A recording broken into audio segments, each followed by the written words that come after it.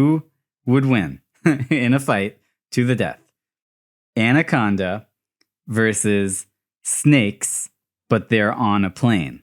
Oh no. Keep in mind, these snakes have a plane. Anaconda's big, but it doesn't have a plane. So who would win? Is Samuel L. Jackson on the plane? Yes. Okay. That's the other thing. But he doesn't like these mother effing snakes on his mother effing plane. They would just team up, right? The Anaconda would team up with Samuel L. Jackson to take down the plane full of snakes? Because you're describing like the greatest movie ever. I think the Anaconda would win. I mean, after seeing it in action, it just tears apart that boat, man. It can just tear apart an airplane. Yeah, you're right. Assuming that was actually an anaconda tearing apart that boat and not like just the wrath of God. It's true. The Anaconda itself may be the wrath of God. Yeah. or the devil. Well, that leads right into my theory. What? You have a theory? Hello and welcome to The Popcorn Isn't Real. I'm Leif Eric. I'm here with my brother Torvald. And hey, today we're talking about, if you haven't guessed yet, the movie Anaconda. And, surprise, we're also talking about a movie called Holes, which I'm sure many people remember fondly. What do these two movies have in common? Well, we're going to get into that. Anaconda is a 1997 film directed by Luis Llosa, written by Hans Bauer, Jack Epps Jr., and Jim Cash. Now, Holes is a 2003 film directed by Andrew Davis, who also directed The Fugitive and Chain Reaction. So I just want to be clear. You're talking about Anaconda, the PG-13 horror movie, and Holes, the 2003 like Disney. I would call it like basically a masterpiece. I think it's amazing, based on a novel by Louis Sachar. Yes, greatest film adaptation ever made, probably. Right. So what's the theory that ties these two things together? Well, we're actually going to be talking about two different theories, but they're somewhat related. So my theory just for Anaconda is that the snake in Anaconda is not a normal snake. It is actually an evil demon spirit. And Cerrone knows how to summon it, and Cerrone may also kind of worship it. I mean, that one I can easily buy. Yeah, it's so clear. I think obviously that is the case. Anyone who's seen this movie, I think, would come out of it thinking that's just the plot. Yeah. To be clear, I love Anaconda. Oh, yeah, it's a great movie. It's a really fun movie. Very fun.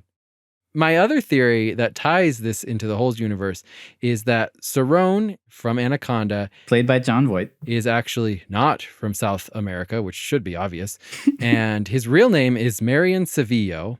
After he survives the movie Anaconda, he moved back to the U.S. and shortens his name from Cerrone to Sir, just going by Mr. Sir, and acting as the law enforcement at Camp Green Lake in Holes.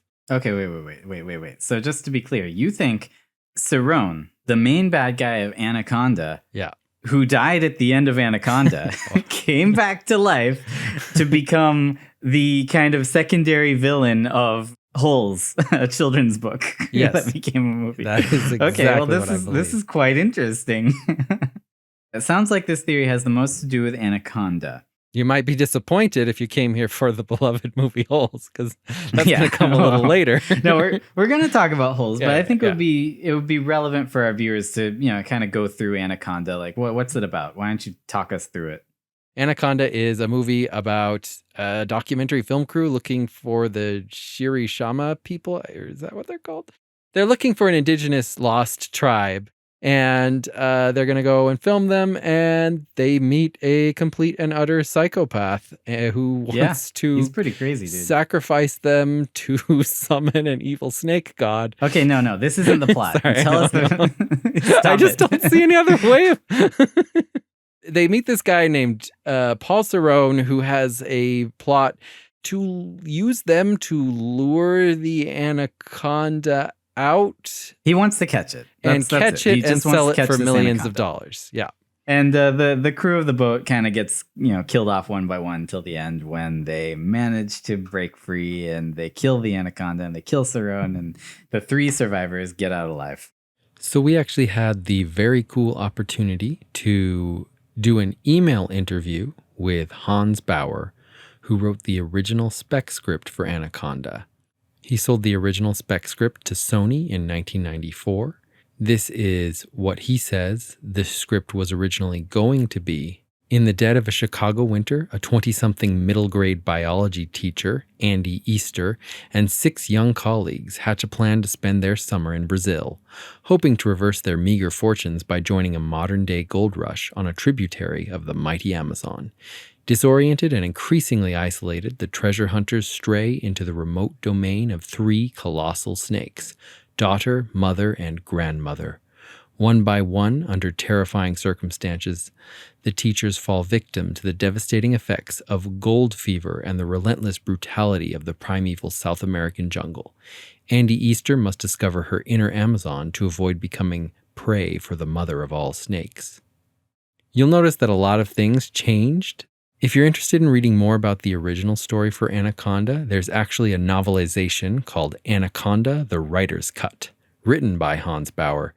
Now, we also had the opportunity to meet with amazing screenwriter Jack Epps Jr., who rewrote Anaconda with his writing partner Jim Cash into the film we know today.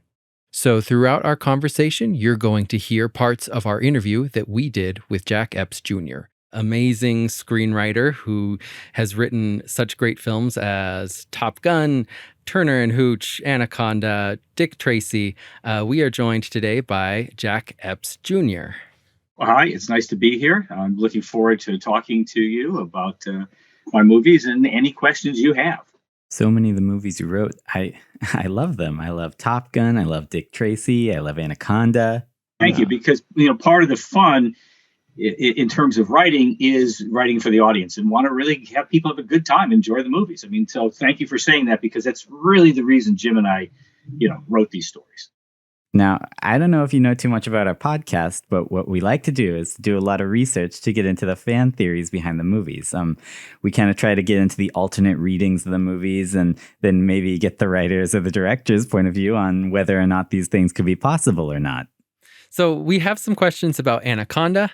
I don't know necessarily how it was received when it released, but I know that we were, of course, kids at the time. I think I was in elementary school, and all the kids loved it. And it was because it was PG-13. Because all the horror movies were rated R. We couldn't see Jaws. We couldn't see any of those movies. Anaconda was PG-13. And so we all saw it and we all loved it. It was just such a cool movie. And for, months, even years after, kids would always be talking about Anaconda. I just wanted to first start with a general question, just ask about how you became involved in the project of Anaconda. The original script was written by Hans Bauer, and I want to give Hans credit for basically coming up with the idea, coming up with the basic journey. Hans broke the ground. He created, the concept and this idea, and I've gotten to know Hans. So it came to us as a production rewrite, which we were known as screenwriters as production. You got a production rewrite, and we're guys to go to. You're going to production. Secret of My Success, production rewrite. We literally. They had Michael Fox. They had to start on June. We handed the script in the end of May. They shot it. And then, that was just done. Production rewrite on Sister Act. We were uncredited, but we did the production rewrite on that. Die Hard with a Vengeance, production rewrite, uncredited. The fun thing about doing that is they're shooting the movie. And don't forget, we had 6 unproduced screenplays, so that's not fun.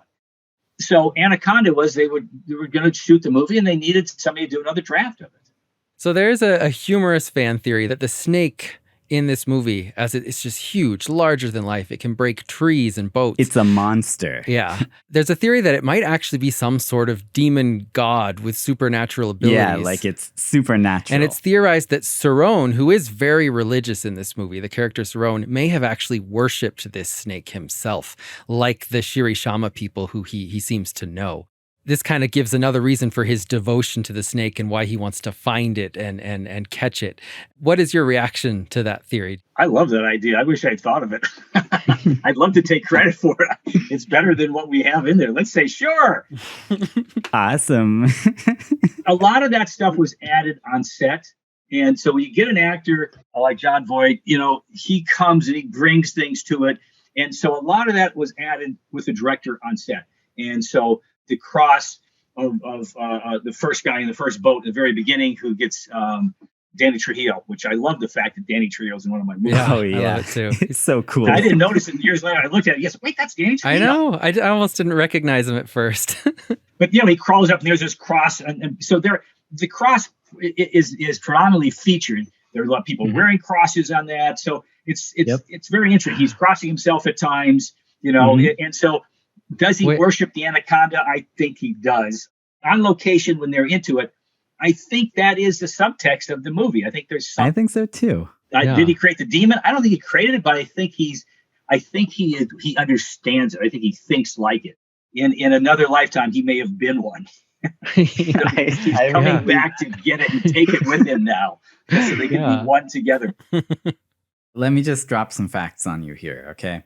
In case you didn't know, anacondas are among the most ferocious and enormous creatures on Earth, growing in certain cases as long as 40 feet. Unique among snakes, they are not satisfied after eating a victim. They will regurgitate their prey in order to kill and eat again.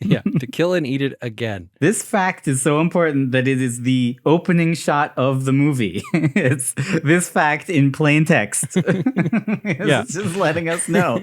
Sometimes snakes, after eating you, will bring you back to life to kill you again. The implication of they regurgitate their prey in order to kill and eat it again implies that they killed it once already. Yep. They brought it back to life. I don't know. Why is that in this movie? Why is I don't know. First of all, it's not true. And second of all, it doesn't even happen. I mean, there's at one point in this movie you could say it happens, but it doesn't seem like they do it to kill and eat again. It doesn't happen. And this is one of my evidences. Clearly, they knew Cerrone doesn't die really at the end. And they're like, well, how are we going to explain that? Well, what if we have it regurgitate him? Okay, so you're saying that they thought the movie was going to be real successful and they'd bring him back as the villain in the next movie? Yeah, maybe. Or bring him back like 4 years later in a kid's novel adaptation. None of them were involved in.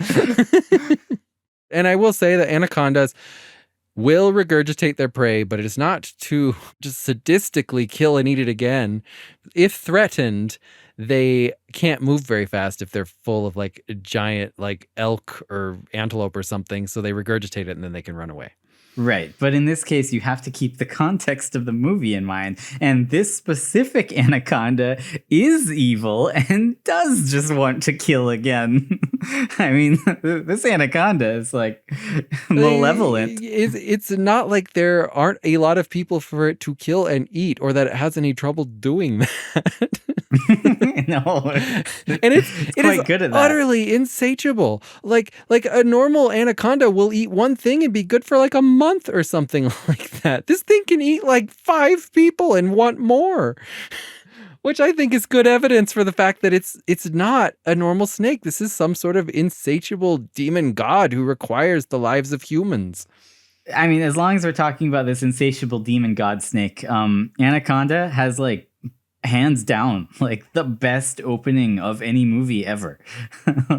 like what a scene. Like you've got Danny Trejo just like trembling, like his boots shaking in fear as some unseen force rips his entire boat apart and shakes the floor underneath him, shooting nails out of the ground. I don't even know how that snake is doing that. and you know, of course, the scene ends with young Danny Trejo doing what Danny Trejo does best and getting killed. Yeah. Killing his role. Well, he shoots himself in the head.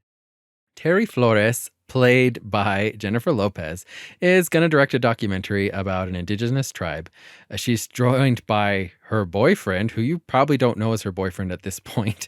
Dude, it's Marty McFly. Dr. Stephen Cale, played by Eric Stoltz, who was going to be Marty McFly at one point, yes. And to me, Dr. Cale, he looks like a younger version of William Atherton, who's like that guy from Ghostbusters and Real Genius and Die Hard, who plays like these total a-hole characters. which is why when he walks in, I think this guy is going to be a bad guy. Like he's going to turn out to be a pompous loser who dies. He does not remind me of that actor, but something about him implies to me that he's going to be the bad guy, and he's like a huge douchebag. And despite the fact that he proves himself so many times to be the only good person on that ship, you keep thinking he's going to be a bad guy.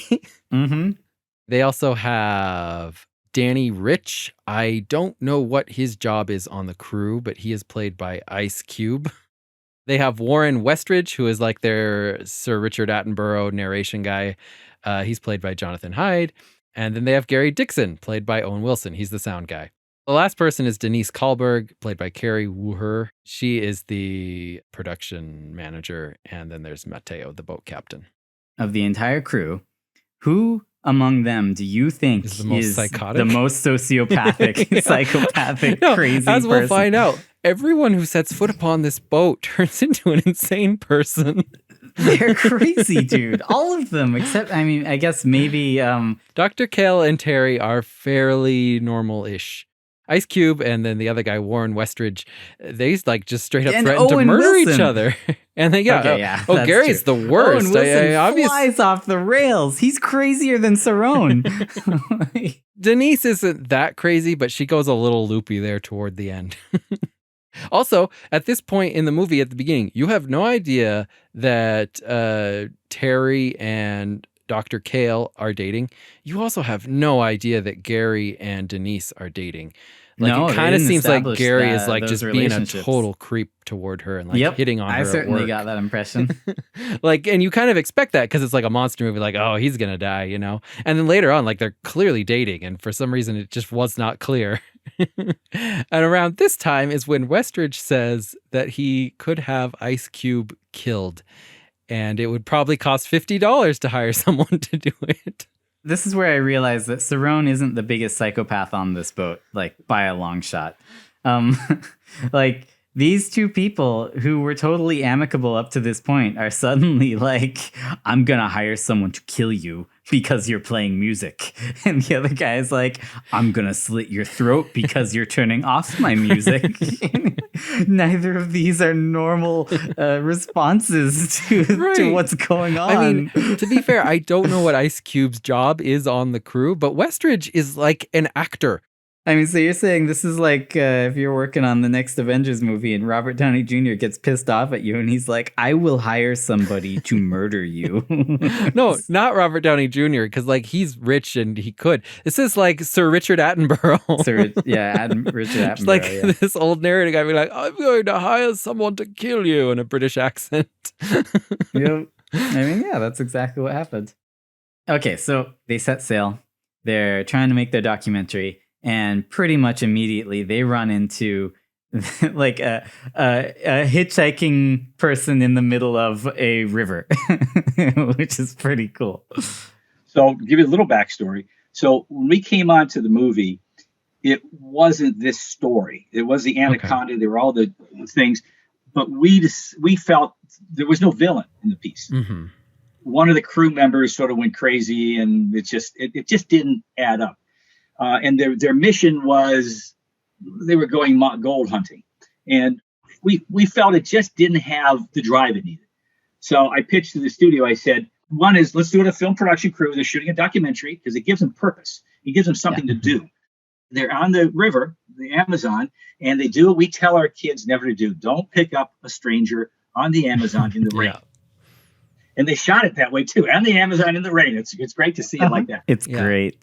We wanted to create a dedicated antagonist, a guy who he needs the boat. See, there was no why does he need the boat? Because he's an anaconda hunter, so he's going to have to steal this boat and trick this. Now, I just want to take a second to appreciate Jon Voight as an actor and as a person. I think Michael Miner put it best when we were talking to him that Jon Voight is a man who smiles with his eyes and frowns with his mouth. It was the best description of Jon Voight I've ever heard. He's Jon Voight knocks it out of the park. He is so creepy and so evil, and that the way he just looks and snarls and all that stuff. It's just. Is it cannibal too? Is he gonna eat all these people? You don't know. I would have been surprised if he was having a leg bone there and he's chewing on it. It would have been in character. Hey, Anaconda, split the lunch. Can you? You got to take it all? Come on, share some of it. Yeah. Since we're going in that direction, I did have some questions on just Paul Cerone's backstory. I don't know necessarily how fleshed out his backstory was, but we know from the movie he's a former priest turned snake hunter. Which, by the way, great backstory. Yeah. That's amazing. He gets offended when Restridge implies he's a failed priest. He's like, whoever said I failed? And he also says he's from Paraguay. Is he even telling the truth when he's talking to them? Was he from Paraguay? Was he actually a priest? If he thinks he's not failed, is he still practicing his religion? Is he still worshiping that snake? Well, I mean, again, I have to say that I wish I had done that stuff, but a lot of those things were added later. Okay. When you get an actor like Jon Voight, you bring more things to the role. And for us as production rewriters, we did our draft, we handed in, we get hired, we move off to the next show. So, there were people who came in and added a little layers and stuff like that, especially with that main character. I say, yes, he was a priest. Yes, he did go through the priesthood. There's evil in the world and he realizes he is evil. So, he's on the other side. I mean, that's just how I see it, But I think it's good work because it gives him more depth. He was more on our story, a guy looking to make a buck. And this added another layer to it, which I liked. Yeah. It makes him so overtly sinister because it's not every day you're introduced to a bad guy who's clearly the bad guy. He's clearly the villain. And he introduces himself as a priest. I love it. I love it so much. He's also blessing people at times and doing all that crazy stuff. He's doing all kinds of stuff. So Cerrone tells them that the Shirishama people worship the giant snakes as gods, and then he tells them of a legend they passed down of a journey to a sacred lake. Now, I just want to say that according to my theory, Cerrone, after all this happens, takes a journey to a sacred lake. He goes to Camp Green Lake, which is a lake that is like blessed and cursed and known to like break curses and stuff like that. So I gotcha. You're saying Cerrone is some kind of like mystic who worships this demon snake and can like summon it with a small ritual. He does help them. He does save Owen Wilson's life. Gary and Denise go out to, like, they leave the boat and they're going to listen to jungle sounds. Right. They're going to recording B-roll stuff, right? And they decide this is a good chance to make out, which it kind of is because they're finally away from all the psychopaths on the boat. It's never a good time to make out in the middle of the Amazon jungle at night. Well, yeah, and in a horror movie. But they're going to make out, and then you see like something's watching them, and it starts to get all tense, and a jump scare is coming, and then the jump scare comes, and it's just a pig that jumps out. But I do have to say about the boar, when I was in, I think high school, they had an actual National Geographic photographer come and talk to us. And this guy had some like insane stories. He's the photographer who I think photographed that famous National Geographic picture of the macaws flying by. Wow. And that's pretty cool. He had some just like really insane stories, but one had to do with boars. And he said like the most dangerous thing in the Amazon is not a jaguar, it's boars. And when I was out there, my guides were saying like, yeah, it doesn't, who cares about jaguars? Like if we hear boars coming, we are just going to get you up a tree and then we just wait until they're gone. And he said that he met one of his guides was like basically missing his buttocks because a stampede of boars had gone by through the jungle and he had climbed up a tree, but not high enough. And I guess they just ripped off his bum. But he survived. That's something. And then he said that one time it did happen and they got him up a tree and a stampede of boars was going by below him. And he looked over in the neighboring tree and there was a jaguar just like holding on for dear life, looking back at him. And then he said the jaguar lost its grip and fell down into the stampede, like Mufasa. And he's like, and I never saw that jaguar again. Like it was just gone. Did he snap some photos? Because that sounds like a great photo. He was probably hanging on for dear life. Anyway, so those stories were pretty crazy. But I do have a question about this boar attack for you. So you think Cerrone is behind all this. And if that's what you think, then you must believe that Cerrone like basically planned to turn Owen Wilson, Gary, on them from the start. Yeah. Do you think he planned this boar attack? Do you think he trained that boar to attack them so he could gain their trust? Yes, but this isn't even part of my theory. That's just actually what the movie is saying, right? When Gary and Denise leave to go shoot Wild Sound, Cerrone is sleeping in a hammock, and he opens his eyes when they leave. So he's planning something. Does. And then when they get attacked by a boar, he's ready to shoot it. He's not sleeping. That one shot that kills the boar seems to be what impresses Gary so much that he will follow Cerrone to the bitter end, right? Like he is on Cerrone's side after that. Well, it's pretty hard to get that boar, be at that same place. No, I mean, it was just them going out, create suspense.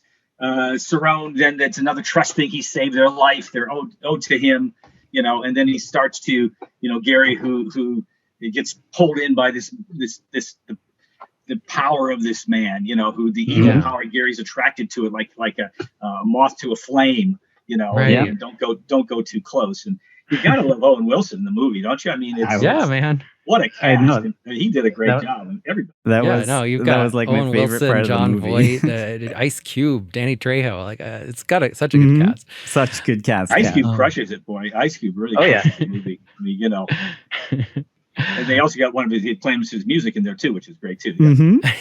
Yeah, it's true. Dr. Kale goes swimming. Basically, the boat got stuck, and he's trying to dislodge the propeller. And then he gets a wasp down his throat, which incapacitates him for the rest of the movie. Now, they imply very overtly that Cerrone did it. Yeah. He somehow put this wasp in he that straight man's up admits throat it. Underwater. Yes. No, I mean, he says that he did it. How did he do it? Well, but also, why did he do it? What's going on? Okay, so and again, this isn't even part of my theory. This is just actually the movie. So what he did was he somehow put this wasp inside of the face mask part on the scuba gear that goes in your mouth. He must have put it in the tube. Right, in the tube. This wasp is freaking huge. It's gigantic. It's big. Which also means that Cerrone must have dropped that rope down to tangle up their motor. Yeah, no, it was his plan. Now, to Cerrone's credit, he does save this guy's life, so he didn't want to kill him, I guess, or at least he didn't want to kill him yet. His plan was to trach this guy so that he can breathe through his neck and then say, now we have to go back where we came from to get him to a hospital, but we have to take the route that I wanted to originally that Dr. Kale wouldn't take. And so that's his whole plan. And this is just a crazy scheme, man. Yep. It's just crazy the number of insane things that Cerrone does for his weird plot. It's like watching it was giving me flashbacks to our Brothers Grimm episode. Like this is a theory we would come up with. Everything that Cerrone does to do his con to get this documentary film crew into the right place to have them eaten by or at least have them lure out a snake he can catch, right? Like it's just such a crazy scheme. Oh, and also his plan is to knock all but one of their fuel barrels off during the yeah, that's also his plan. That happens a little later. So when they're going back, the next thing that they encounter when they're going on Cerrone's route is there is a wall in the middle of a river. Now, what do you think about this wall? Do you think Cerrone put it there? The implication by the movie is that the native tribe built that wall to keep the snake in. Right, like they know the snake is so dangerous that it can't be unleashed on the world. So they built this wall to keep it from getting out.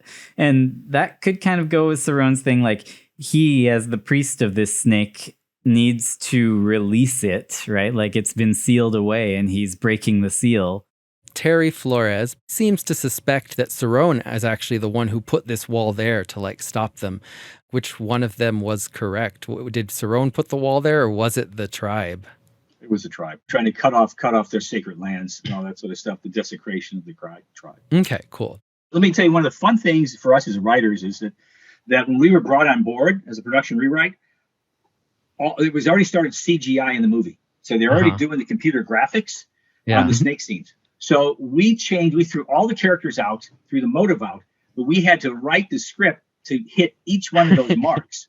that was in the original script, because they already started doing the work. So we had to put all new characters in a new story, but weave it around the existing action sequences, which was a very fun challenge.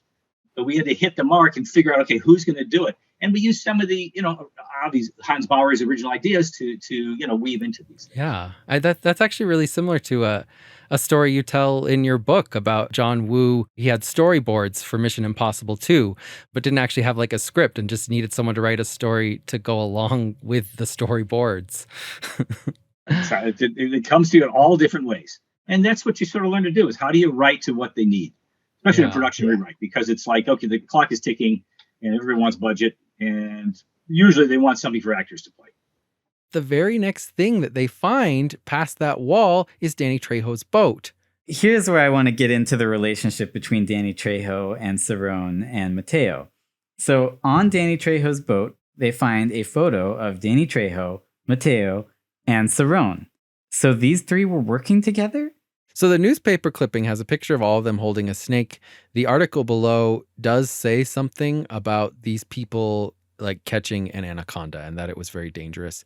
My Portuguese isn't really that great, so I'm not quite sure what it's saying. But anyway, I think the implication by the movie itself is that they were all working together and Danny Trejo was out there alone trying to catch the snake, or possibly, if it's a demon god snake, sacrifice himself to summon it to that part of the river.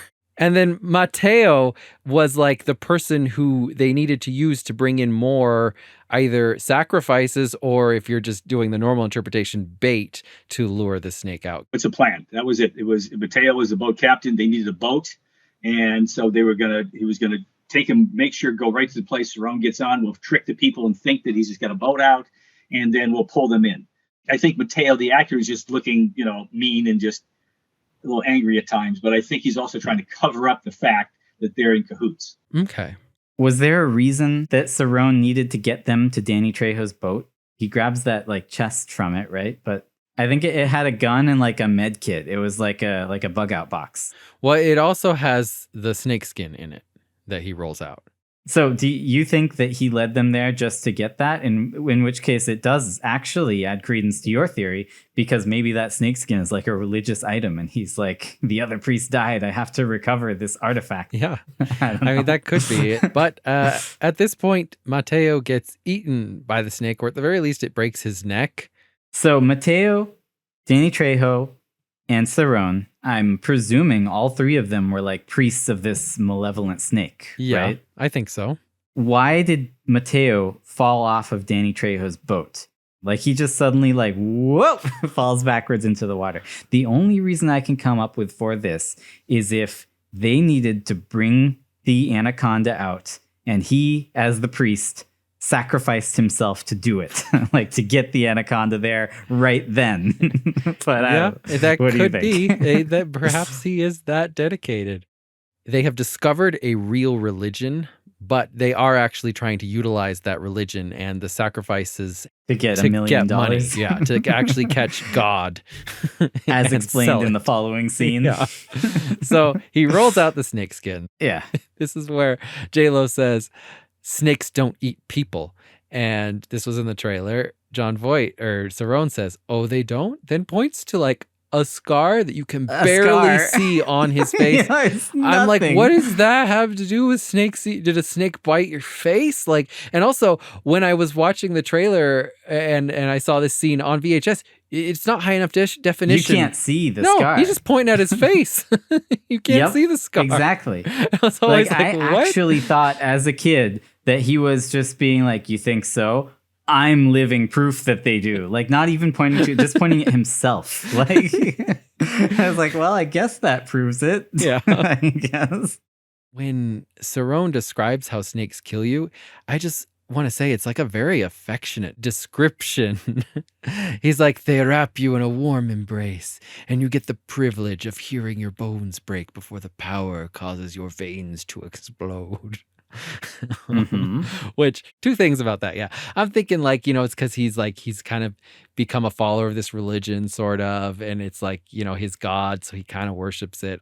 To him, it's kind of like, a spiritual experience. So you're thinking that Mateo just kind of finally gave in to the call of the void and decided to feel the snake's warm embrace he's been longing for. He's like, I just want to hear my blood vessels rupture. I want to hear my bones break. And that brings me to my next point. This is not how constrictors kill. Right? Like how constrictors kill, I mean, not that they're not strong or very powerful, but as with most predators, they want to conserve energy and use the least amount of power possible to kill the prey. And so what they do is they do wrap it with enough strength that their prey can't escape. But then, because everything has to breathe, whenever it breathes out, it will just constrict slightly using very little strength. And then the creature can't breathe in more, right? And then eventually that creature will suffocate. And then it will just eat them after they have suffocated and they can't run away anymore, right? They don't just like snap your neck and squeeze you so tight your blood vessels rupture unless it's a demon snake. Right. Okay. I'm not sure why Cerrone is so sure that this anaconda is worth $1 million or subsequently why Gary is so sure of that. But Gary really, really wants to catch this anaconda. Right. I just have to ask you, why on earth does why on earth does Gary even want to catch a snake with this absolute psychopath? He seems to have the reasoning like, well, we're not going to find the tribe because we got to go back to this hospital to get Dr. Kale to safety. So we might as well film Cerrone catching an anaconda, battling that would be friggin' cool. Just like when he shot that boar, man, that was cool. Right. Yeah. Okay. So that boar incident, like, it put him on a huge pedestal in Gary's mind. Like, he thinks Cerrone is just the biggest badass. He's like, oh, I just want to see him kill again. He seems to be thinking like, now I'm not going to get any money for this or something, which maybe you might think if you were the director, because like, oh, if we can't make it, I won't get residuals, right? But he's the sound guy. He's below the line. He gets paid no matter what. He's not. So he has no horse in this race. Like he might as well just bring his friend back to the hospital instead of battling. I mean, if your friend dies, you might not get paid. But like, if the movie doesn't get made, you're still going to get paid, man, so long as your employer is alive. Do you think maybe Gary and Cerrone talked like off camera, like maybe when he saved them from the boar? Well, like, no, they did talk off camera. Like Denise is gonna go to bed with Gary. She's like, I'm tired, and Gary's like, just hang on, or you go alone, Denise. I gotta go talk to Cerrone for a minute, and then they talk. Right. He deeply respects Cerrone. He's like, I just want some more of this man's time. Right. I actually believe that he has been pulled into the cult at this point. He is now a believer. Like, okay, so he was converted. Yeah. Mm-hmm. And I think that makes sense, right? Like I see that as the only explanation for Gary. Certainly makes his actions. His insanity is that he is now like a zealot. He is committed 100% to this new religion that he discovered. You know. Okay. Cerrone kills a monkey. He's going to use this as like a small sacrifice just to see if that works. Gary says, "Let's film Cerrone catching a big snake." Terry says, "Have you lost your mind?" Good question. Mm-hmm. Gary says, "No, I haven't lost my mind. I'm completely lucid. I think it's you guys who need to open up your eyes." He's so crazy. Like, I think this is pretty good evidence for he's been converted to the cult of the snake. He's like, you guys don't see it. Talking I like a see cultist. It. You guys just got to open your mind. I'm completely lucid now. Like, now that I've been converted, I can see everything. He speaks as if he's had a religious experience. Like, he speaks as if he's had some sort of awakening. So I can buy it completely. Right after that, he says, "We don't know anything, but I know who does. This guy." And then points at the prophet of the snake. Yeah.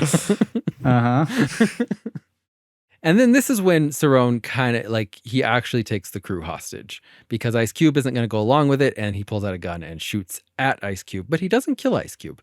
Do you think the snake needs live bait? Because it didn't come for the dead monkey. Right. Well, it did. It eats the monkey and it gets hooked. But I think that it's mad at them because this was an improper sacrifice. It was just a dead monkey. And it wants like a living it wants human. Live humans. Yeah. Okay. And this is when Cerrone realizes he needs to offer human sacrifices, which he had been trying to avoid up to this point. So he's hijacking this ship full of people and taking them to the Anaconda. was he planning to use them as like sacrifices to summon this snake so he could catch it or do whatever he wants to do? I don't think he minded when they sort of fell in the water.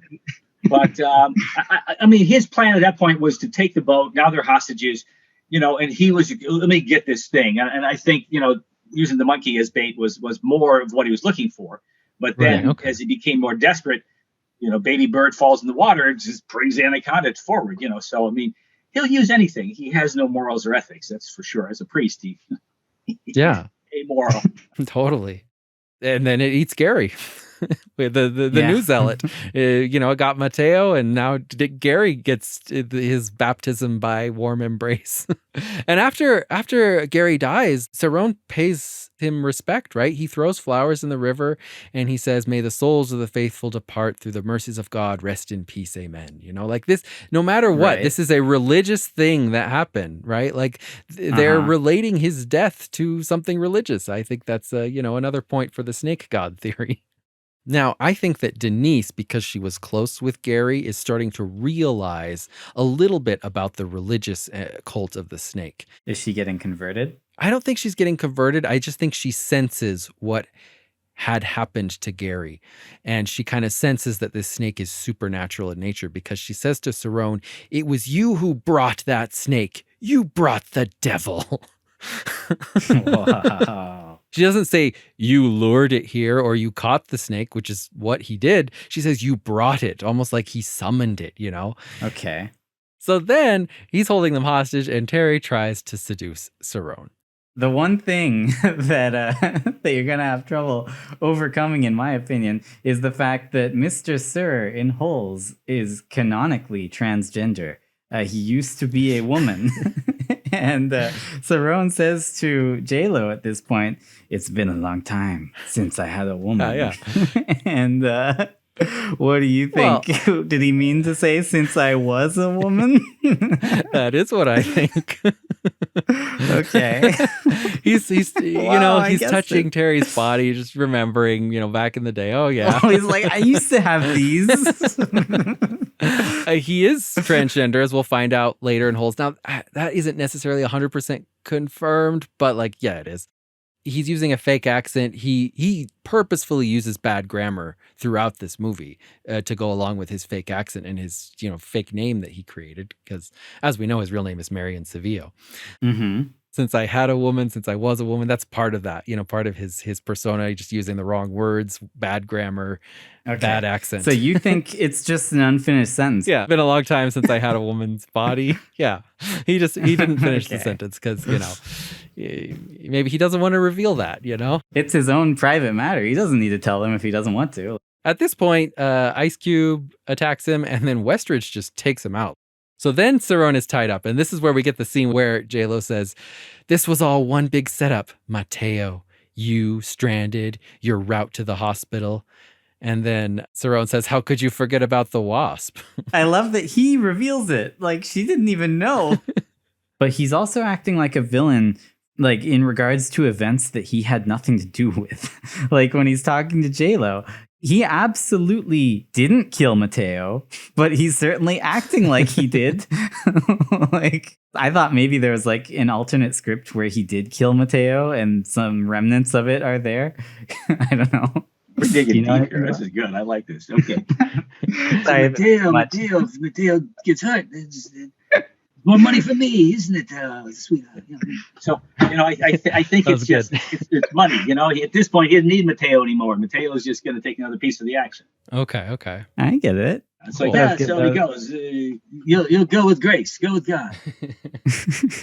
Very good Cerrone impression. What a movie, man.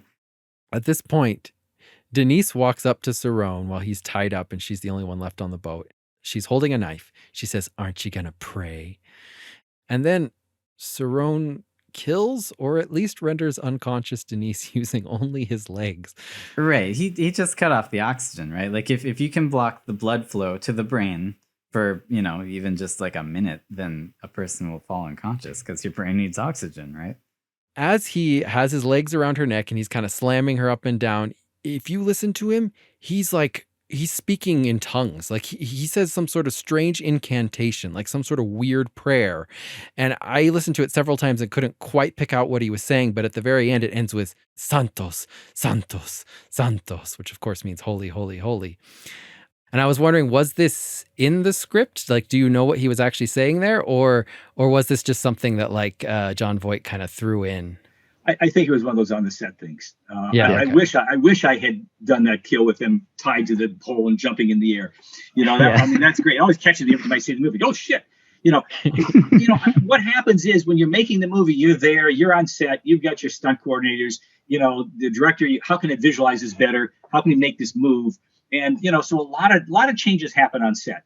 They don't want to pay for the writer to be there. Frankly, I don't want to be on set because. Yeah. You're watching people do setups, and unless you're the director, the cinematographer, the actor, you're sort of sitting around a lot. Mm-hmm. It's fun to go and see things, but usually it's a little better to be working on another project. So there's things you go see the movie, you go, oh, okay, that's different. I like it, or oh no. But usually I like it more because once again, I'm a fan of the actors. I'm a big fan of actors. They get a bad rap. They bring so much to a movie. They're so creative. And what they impart in the roles, they make them come alive. And my experience with actors has always been positive in terms of just what they bring to it and how they want that character to come out of them. And I've been fortunate to work with a lot of great actors. And one of my favorite actors is Bruce Willis, Die Hard with Vengeance. I'm a big Bruce Willis fan and a great guy, really easy to get along with. It was fun to work with him on Die Hard with a Vengeance. He knows what he wanted to do. We were doing something else with the character, and he said, "No, it's this character," and he was right. He knew the character. He knows John McClane. He does. He knows it, and it's like, okay, when he speaks, you're going to listen. Well, he's going to get his way anyway. So of course, Bruce Willis. Man, you've worked with some really cool people: Bruce Willis, Jennifer Lopez, Jon Voight, Tom Cruise. I'll tell you who's a wonderful guy is Tom Hanks on Turner and Hooch. What was great on Turner and Hooch, and this never happens, is that we were brought on to the production rewrite. Tom didn't have anything to play. And so we were there to create his character. And Tom came into the meetings with the director, who was the director at that time, and the three of us would work on the script. And Tom was great. He'd throw out lines. I'll write that down. He's a funny guy. And he was just really, really great to work with. So Tom is who you think he is. Wow. That's awesome. Well, at that point where he says, Santos, Santos, Santos, I think he's consecrating Denise to be a true sacrifice. Like the monkey didn't work. Okay. That was a bad sacrifice and it made the anaconda mad. He consecrates Denise and then he dumps her in the water and the anaconda shows up immediately. Okay. He summons it. So you're saying the snake is only satisfied if it has either a willing believer sacrifice or an unwilling but consecrated sacrifice. Yes, absolutely. Because it didn't mind Mateo and Gary. And the methods of consecration do vary a little bit, but I think right here it's pretty apparent that he's sanctifying her. So it eats Denise. It shows up. They fight it for a while. It kills Westridge. Not only does it kill him, it straight up breaks a giant tree while killing him. Like it just sure snaps that tree in half. That's insane. Then Kale shows up like a total badass and tranquilizes Cerrone, and Cerrone falls in the river. Yeah. But he's like fine, like he just shows up again later. Yeah, he's okay. He's unconscious in a river, but whatever, that doesn't affect him.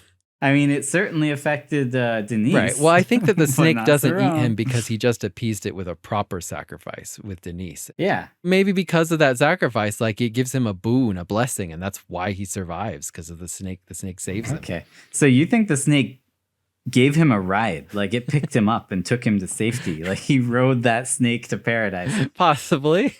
No, the snake's dead at this point. When J-Lo shoots his snake in the face, he turns on her and shouts, "You killed my warrior snake!" Why does he call it a warrior snake? And does it have anything to do with like how he believes he's going to get $1 million for it? Or is it something about like the snake being a reincarnated warrior spirit or something? Going with the latter. I think it's closer to the connection he has with the snakes, that he feels at one with them, and he really identifies with their killer instinct and how well they kill. Because when he does that whole speech about, they hug you closer than You love her. So he's actually respecting the snake at that point and respecting their power. And I think he's somewhat envious of it. Wow. That's great. I think Voight brings it there. He hands it up, but he pulls it off. No, that's great. That's how I always saw it. I'm so glad to hear that you agree with it at least. One thing that's very exciting as a screenwriter is to see actors play the part. Mm-hmm. Yeah. We visualize in our mind, but then you see Tom Cruise take a role and turn it into Maverick. You see John Voight suddenly demonize this character and take it to this really evil place, but also have fun with it, tongue in cheek at the same time. He's, you can laugh at it. Sometimes when I see the movie, I feel bad for the snake at the end. I go, oh, he's just trying to feed its kids, leave it alone.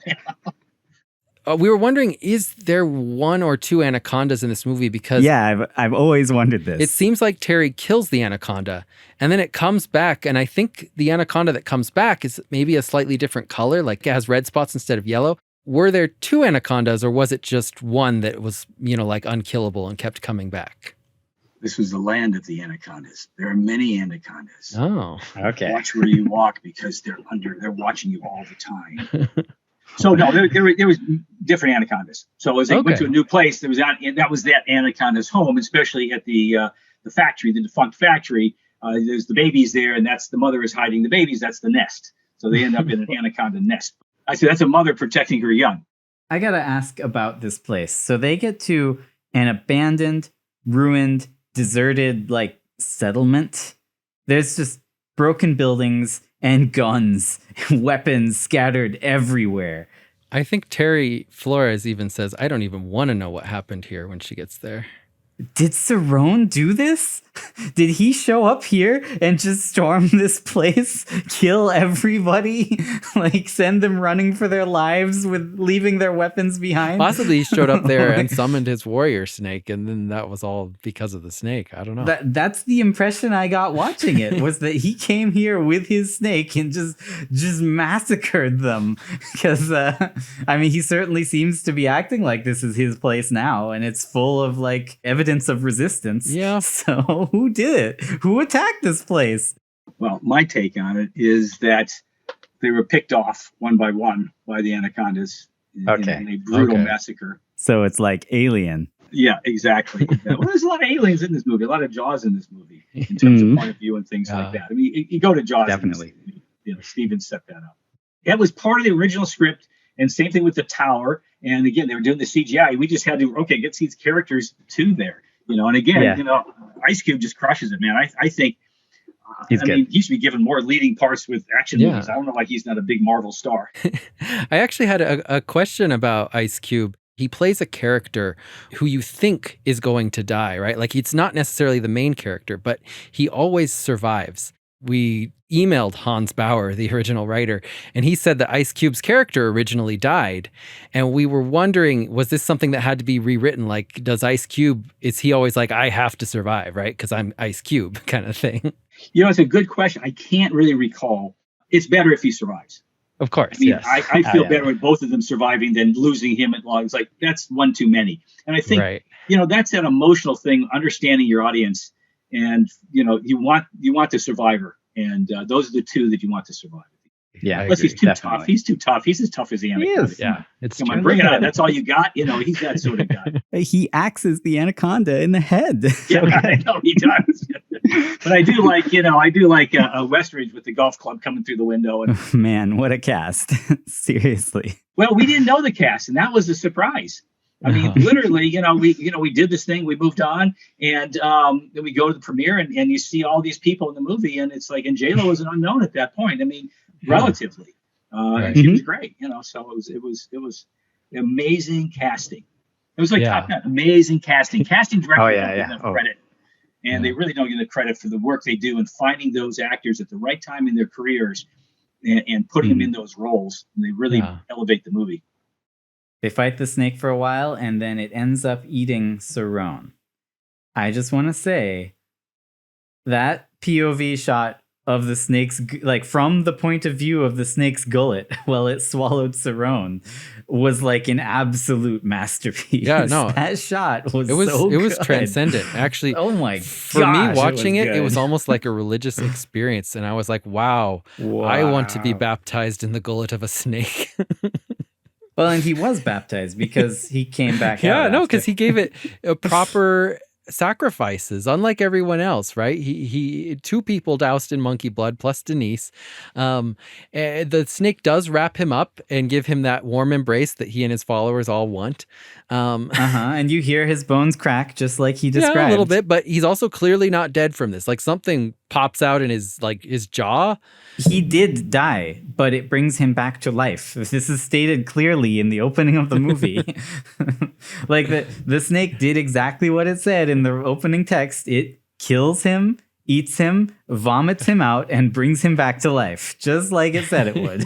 So it's in keeping but in the with opening the actual text movie. says that it will kill him. It does it to kill him again, which it does not do.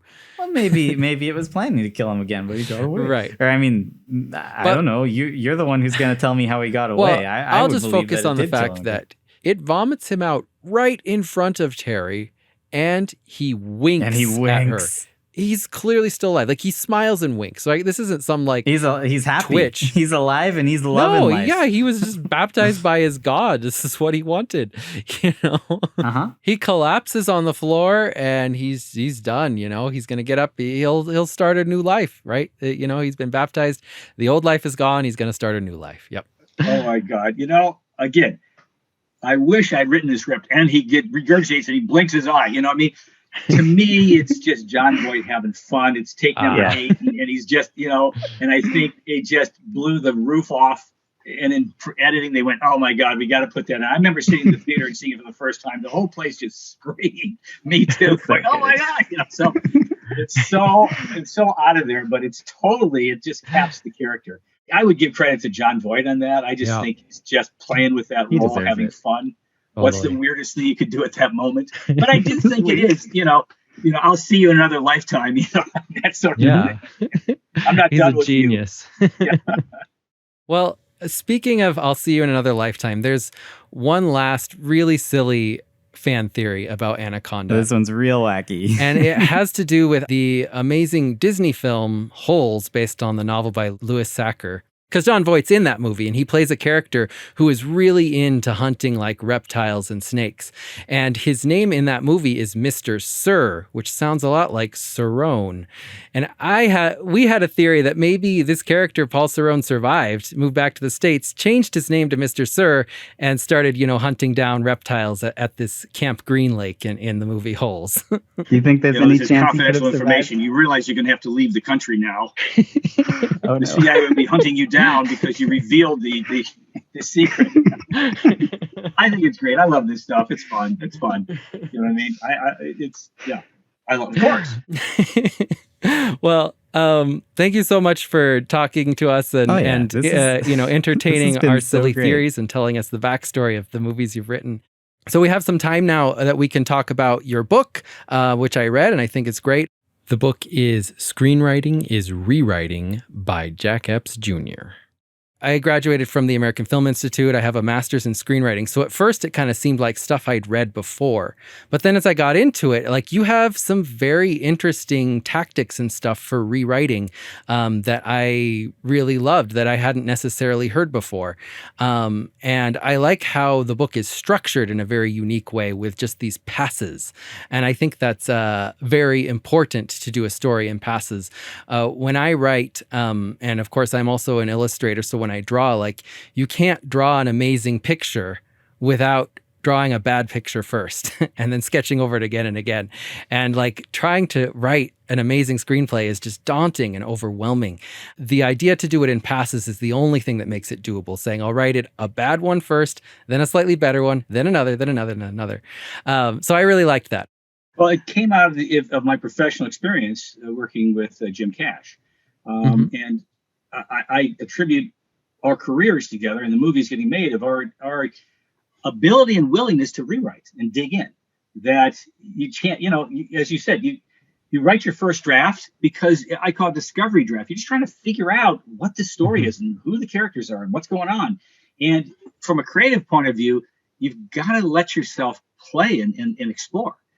And I think what we do as creative people is we put a lot of pressure on being perfect, get it out of the box. Everything's going to be perfect. And I think that what I want to do is say, no, just get down what it is and what you're feeling, and then step back and then take a look at what you have and try to, and also get notes. You've got to find people to talk to who are going to give you some perspective, because when we're inside our scripts, we have no perspective.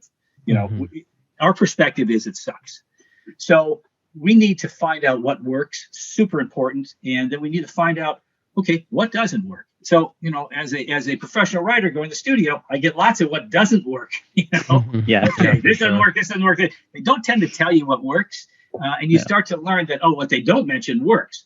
So I always say, if you're going to get notes from somebody, get notes on what works first, because everybody give you criticism. Go to 7-Eleven, he'll tell you why your screenplay sucks. But if you can find out why it works, then you protect those things, and that's your building blocks. Yeah. So I think part of it is, if Jim and I did works and passes, that's just how we did it. We'd work on the bigger things. We'd work on character. Character comes first, because whose movie is it? What's it about? Get your character, you know, the character's story. What's your character arc? Because you have to then design your plot and your scenes and your acts to tell that character's story. I mean, it's Maverick's story. I know, and if I don't know what Maverick's story is, how can I write a plot? I'm just going to have a bunch of stuff happening, and I'm going to shoehorn the character in. But we knew what Maverick's arc was. Now we have to design the story so that it pressures his arc and forces him to act. And then, you know, scene construction and theme and all these elements, by doing series of passes, you layer your script, and over time, it will be closer to your intention. And that's what I'm trying to say is, you have to know your intention. What do you want to do with this? Because notes make you crazy. So you have to know your intention and stay to that intention. It gets lost. It's easy to get a bunch of notes, and next thing you're off here down an alleyway, you don't know where you are. And then you can't get back. I mean, you talk a lot about notes, and that was one very unique and interesting thing I found about this book, was that in each chapter you include examples of common notes that you might get based on whatever the topic of the chapter is, whether it's relationships or conflict or whatever.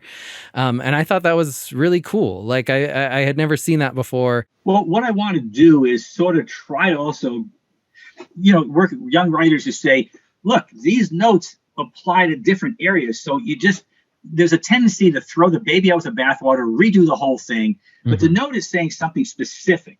So if you're getting this note, look in this area, because that might be the place to solve the note. And that's, again, from a lot of work.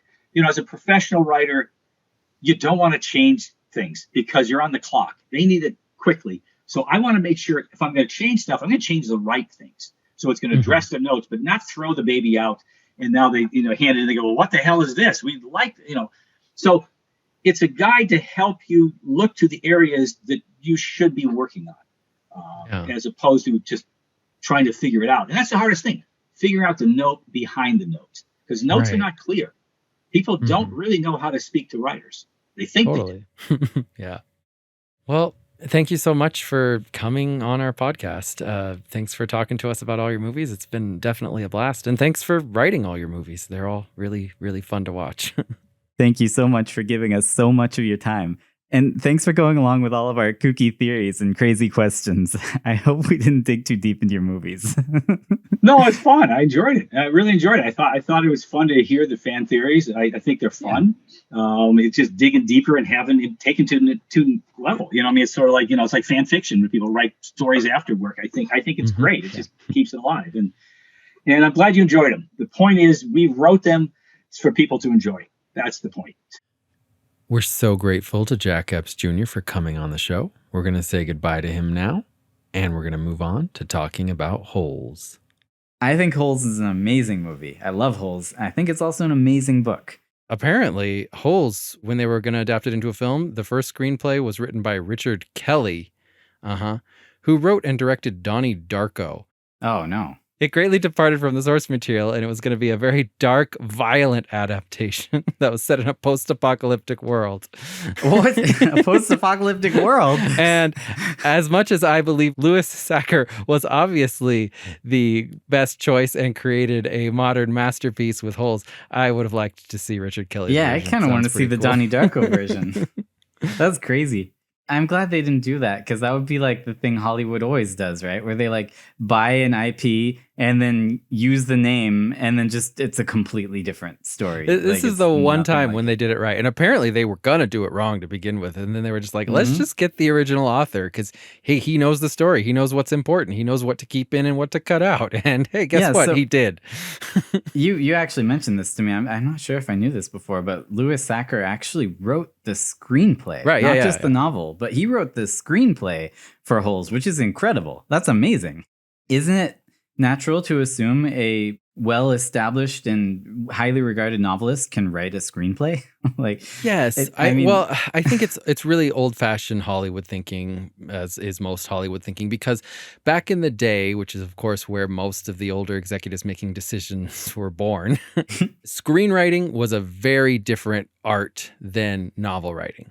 But in the modern day, any writer is a writer. If you want to get a job, you have to diversify. Like every writer has written a screenplay and a novel and a comic book and just everything, right? Like writers are writers now. And people, for some reason, Hollywood doesn't quite get that. They kind of think that, oh, if you bring in the author, he's going to be kind of a diva, right? He's not going to want to change things. Of course he doesn't want to change things. It's his book, and he shouldn't change things. If you're making it to a movie, you're doing it for a reason, right? Right, because the reason is just to cash in on the IP.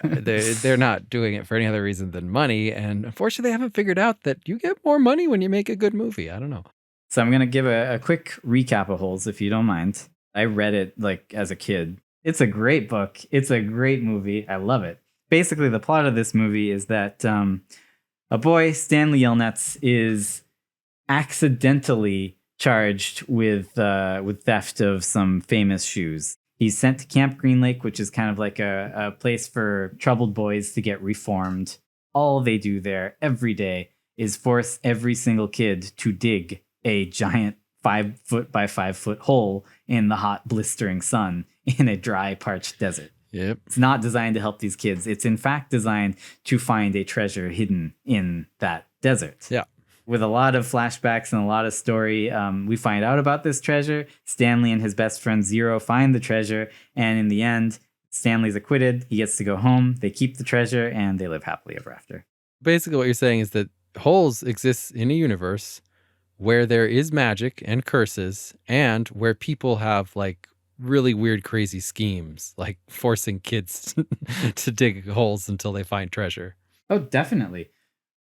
I think kind of the cool thing about this movie and about the book, and also the weird thing about it, is that it has a bunch of stories in it.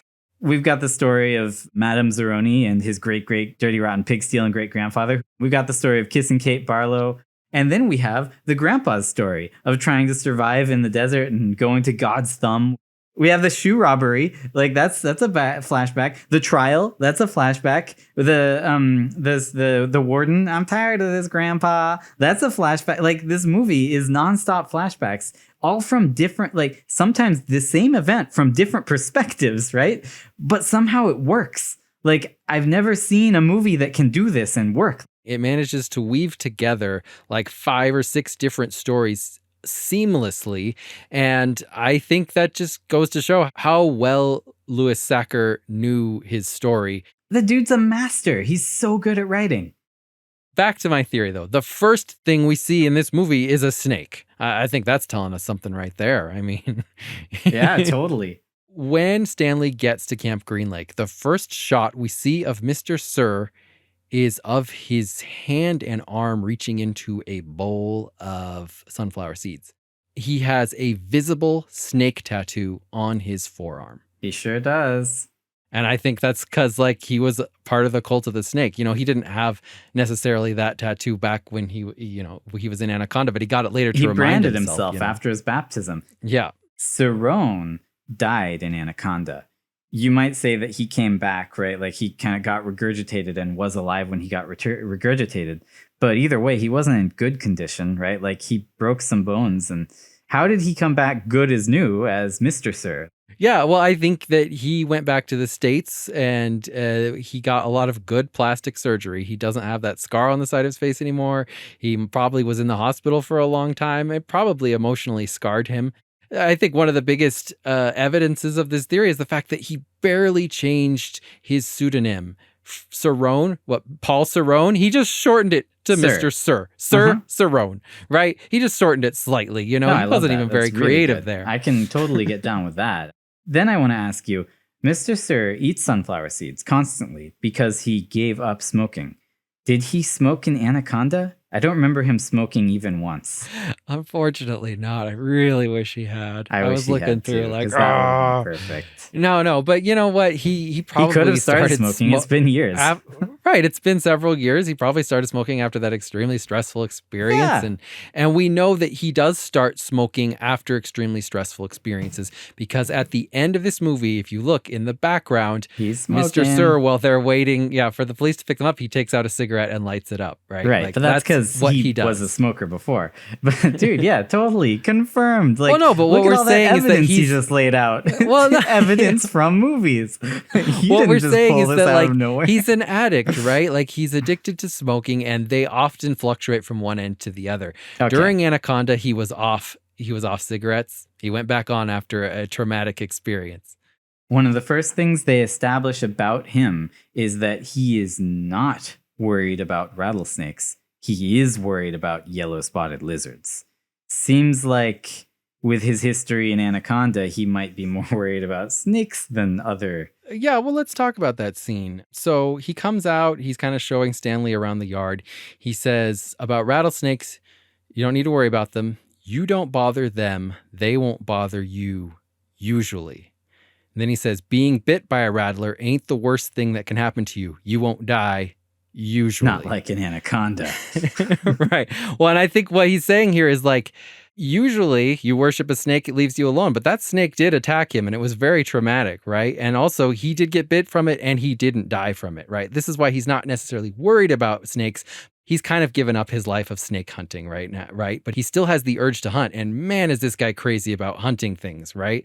But back when we first see him, where we see his hand going into sunflower seeds, he actually has more than one tattoo. On his forefinger and his middle finger, he has two giant rings. But on his ring finger and his pinky finger, he has the letters V and E tattooed on his ring finger and his pinky finger. Well, I think that he has the letters L and O tattooed on his first and second finger, but we can't see those letters because he is wearing rings over them. Basically, what I'm saying is I think he has the word love tattooed on one hand. And the reason I think that is because there is a very famous reference that filmmakers just love, and it actually gets used a lot. A movie called Night of the Hunter. There is a character played by Robert Mitchum who in that film has the letters love and hate tattooed on his fingers of both of his hands. Yeah. And he is also a reverend and a religious fanatic who is a serial killer. Okay. This is a very well-known reference because Spike Lee, famous director, also used this reference in his film Do the Right Thing, where he gave one character these name rings that spell out the words love and hate on his fingers. And I think that this is the filmmakers knowing, hey, we know that this is a cool reference. We're going to leave in this tiny little reference that, hey, this guy has love and hate tattooed on his fingers because he is also a religious fanatic like Robert Mitchum in Night of the Hunter, who is a serial killer. Could you sum that one up for me? Yeah. There's a famous movie reference where someone has the word love and hate tattooed on his fingers, and he is a religious fanatic serial killer. In this movie, John Voight, Mr. Sir, has at least the word love tattooed on one hand, and that is clearly a reference to the fact that he is a religious fanatic serial killer. Okay. All right. I guess it's true. No, I mean, I like the attention to detail. I didn't notice the finger tattoos. As we were talking about when he says you don't have to worry about rattlesnakes. So like Stanley is looking at his gun and he says, oh, don't worry. This gun is for lizards only. meaning he doesn't shoot snakes. Just like in Anaconda, he wouldn't shoot a snake. Like he wouldn't even let other people shoot a snake. I get that. So you're supposed to think he's saying, I won't shoot you, Stanley. Really, he's saying, I wouldn't shoot a snake. Are you crazy? I love snakes. Because right after that is when he talks about rattlesnakes. He's like, you don't bother them, they won't bother you, usually. True. You're right. My favorite character was always Zigzag. Like, I think he is so cool. Yeah, he's And the crazy. actor is just so good at just being a total psycho. Like the very first thing is like, no, he killed the man before taking his shoes. Didn't you? You just left that part out. And then when he's later on, when they see Mr. Sir shooting one of the lizards, he goes up to Caveman and asks, what color was its blood? I just love everything. Every line Zigzag says, like, I feel like is just amazing. And the actor just does it so well. Like, I think if you gave it to another actor, like, it might sound like a normal line. Yeah. But with this guy saying it, he just sounds like such a crazy guy. Well, and I can definitely confirm for you that all of the kids at the camp are exactly the same as they were in the book. Like they give the exact same vibe in the book. And when I watched the movie, I was like, it's like the book came to life. Like they couldn't have cast them better. Everyone looks exactly how I imagined them, except for maybe Stanley could be a bit bigger. But I mean, I can't complain because Shia LaBeouf was the perfect actor to play him. So. Right. I think it's that night when after they come back, it's really late. Stanley's cleaning himself up and everyone else is like already in bed. And a yellow lizard charges him. Like this thing's going for blood. Like it wants to kill Stanley.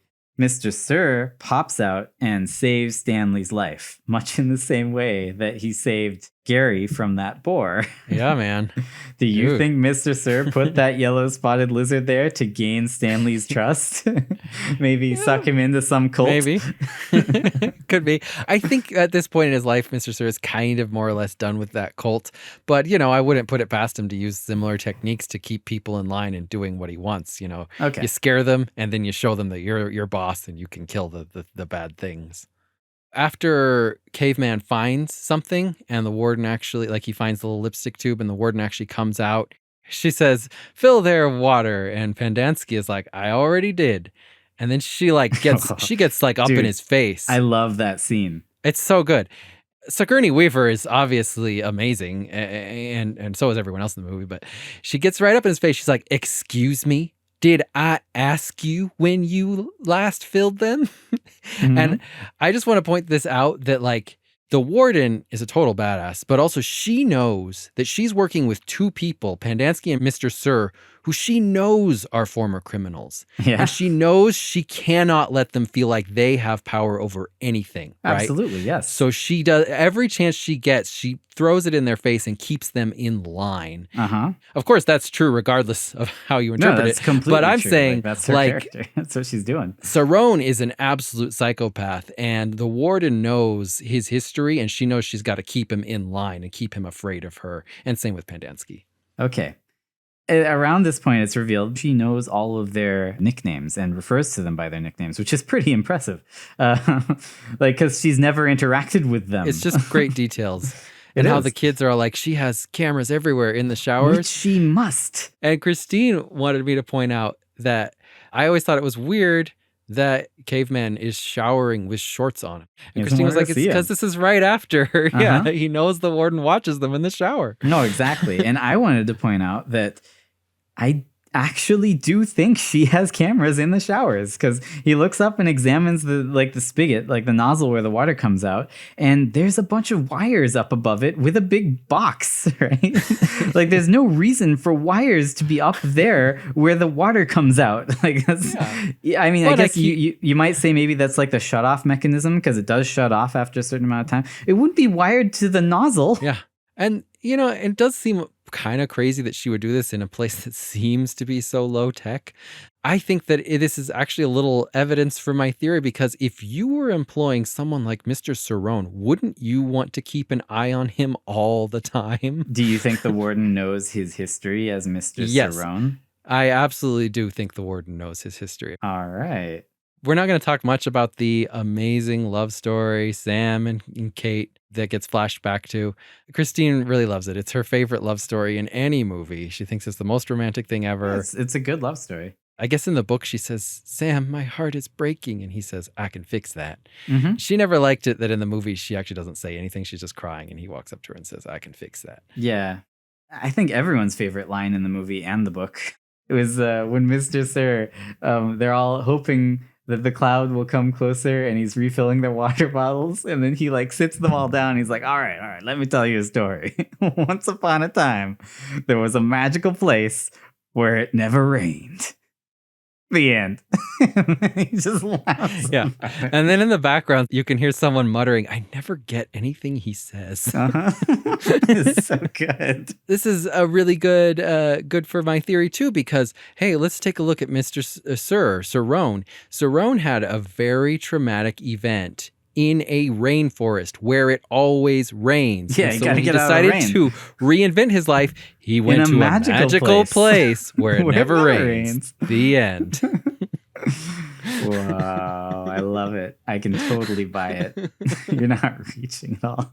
So then he gets Stanley in trouble. He thinks Stanley stole the sunflower seeds. He drives Stanley back to the warden's house and stupidly is like, guess what Stanley found in his hole? Yeah, he gets her hopes up. She paints her nails with rattlesnake nail polish and scratches him in the face. And I assume that this will have something to do with your theory. Because from then on, he's got giant rattlesnake inflicted scratches on his face. So yeah, I think that he kind of is powerless at this point. He used to be Mr. Sir, schemer, cool guy. Now he's been completely humbled, totally powerless. He just wants to show off to the warden, wants her approval. And when he goes in there, he's just talking to her. He says, I don't miss much, as you well know. Punishment, reward. Every time they see me coming, a little shiver goes up their spine. And then he calls them a snaky little bunch. Well, for a guy who used to hunt snakes. Of course. They think they're one step ahead of me, but I'm miles ahead of them. Well, this clearly has to do with a guy who's scheming, who thinks he's miles ahead of everyone else when his schemes are actually kind of, not that smart. After she scratches him, he's like, all I give you is respect and affection. Why'd you do that? I think he's having flashbacks here to the time that he was attacked by his god, Whoa. And like he kind of worships the warden. Like she's his replacement warrior snake. New snake. And I think the warden knows his history. She's doing this specifically to hurt and punish him in the worst way possible. She knows he was traumatized by snakes, and now she is hurting him with snake venom. This is the worst thing that could happen to Mr. Sir, and it's the most effective way of her communicating to him, I am the one in charge, and don't bring some kid here getting my hopes up telling me he found something when you're just mad about your stupid sunflower seeds. Wow. Mr. Sir, he had to have a lot of facial reconstructive surgery after what happened to him inside of that snake. So he's very sensitive about his face. And then he's got this big scar on his face and the kids are like, yeah, how dare she? Like noticing it, and he pushes them and he's getting all mad saying, something wrong with my face. I think I'm kind of purty, don't you? And I think that this is, further evidence that like he cares a lot about his face because he got rid of all his scars once and now he's scarred again by a snake. Yes, it's back. She gave it back to him. No, consider my mind blown. It's perfect. I love it. So I think at the end of this movie is where maybe some of your strongest evidence will come from. This is when the police show up and Mr. Sir is like overtly hiding from them, like very obviously hiding from them. They arrest him. They say his name is Marion Sevillo, and it's been a long time since El Paso, Marion. They say he's in violation of parole for carrying a weapon and that he's under arrest. And then one of the kids says, I didn't know Marion was a man's name. And he says, it isn't. Right, which is a little weird because Marion totally is a man's name. Yeah, I know. I was like... Famous cowboy actor John Wayne, that wasn't his real name. His real name was Marion. Marion. By saying it ain't, obviously that's what everyone takes to be the confirmation that, Mr. Sir was actually, transgender, actually a woman at one point and is overcompensating by renaming himself Mr. Sir. I think this cop knows him from like a long time back, like before he even got to the Amazon, and he worked his way down there. I think like he changed his name. He was probably already a criminal, changed his name to something Hispanic after going to El Paso, because he's like, I know the language now. I can pretend, if I pretend that I'm from one of these countries like Paraguay or something, as he's working his way down south, then no one will ever find me, kind of thing. But then, after that traumatic experience with the snake, he had to come back. How long do you think his parole period was? It's really long, dude. Okay, how long does parole last?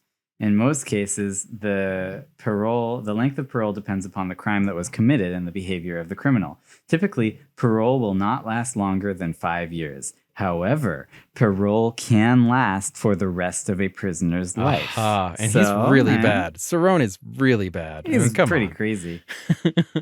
Well, I think that it's an interesting theory. I think it's most interesting because it involves a couple of movies that I really like. I love Anaconda and I love Holes. And I first read and saw them at around the same point in my life. So kind of a trip down memory lane for me. Now, I think the theory that the Anaconda is some sort of demonic entity is like all but proven. Like that's like the movie, right? Like it might as well have been. Like definitely, there's no way around the fact that Anaconda is not your average anaconda. Something supernatural is happening there. So I can buy that one. I think your theory that Mr. Sir is actually Cerrone from Anaconda, I think it's interesting, and I think it has enough evidence to make you stop and think. I don't know if it's confirmed. I think there's still some spots where you can dig a little deeper and say maybe it wasn't him or probably it wasn't him. For sure. But it's definitely fun to watch both movies and think that they're the same characters because they certainly could be. I mean, his accent was obviously fake. Like this guy likes doing fake accent. He switched from one fake accent to another, cowboy fake accent. It's a fun theory and I like it. I give it 25,000 worth of AT&T stock bought in 1905. Whoa. Music for this episode was provided by Christine. Always remember, subscribe and leave reviews would be awesome for our podcast. Leave a review if you liked it because it will help other people to find the podcast. You can also follow us on Twitter at Popcorn Isn't Real. And we're going to let Jack Epps Jr. play us out. The popcorn isn't real, but it sort of is real. So I don't know. I'm sort of confused about that, but I think it's a good title. All right, everybody, take care of yourselves. Be well. And if you're a writer, just stay with it. Believe in yourself. It's going to work out.